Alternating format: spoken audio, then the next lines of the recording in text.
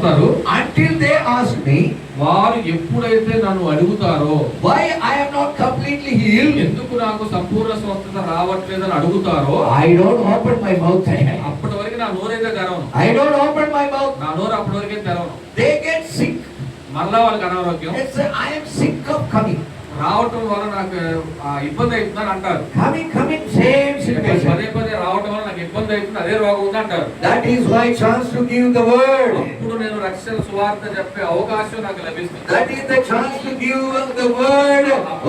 వాక్యం ప్రకటించే గొప్ప అవకాశం నాకు కలుగుతుంది. Give the Lord a mighty hand of praise. దేవుని స్తుతిద్దాం, చప్పట్లు కూడా దేవుని స్తుతిద్దాం. Hallelujah.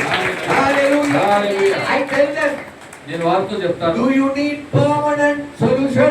నీకు దీనికి శాశ్వతమైన పరిష్కారం కావాలంటే I have permanent solution. నా యొద్ద శాశ్వతమైన పరిష్కారం ఉంది. Why didn't you tell me?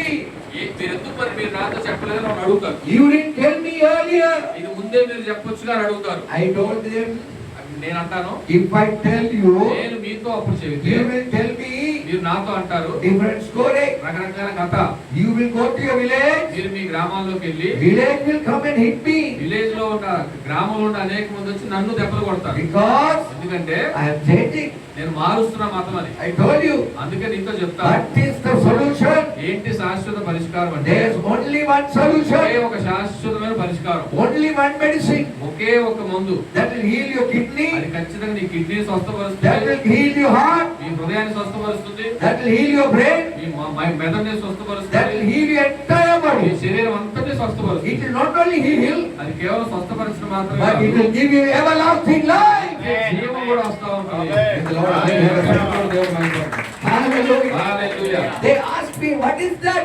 ఏంటి అని వాళ్ళు అడుగుతారు. How much is that?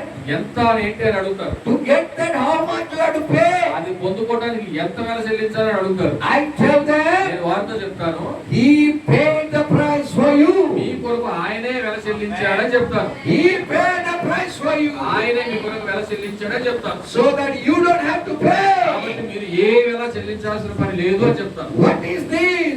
ఏంటిది I don't understand. నాకు అర్థం కావట్లేదు వాళ్ళు అడుగుతారు. I tell them, వారికి నేను చెప్తాను, it is Lord Jesus Christ. అది యేసు క్రీస్తు ప్రభువు అని చెప్తాను.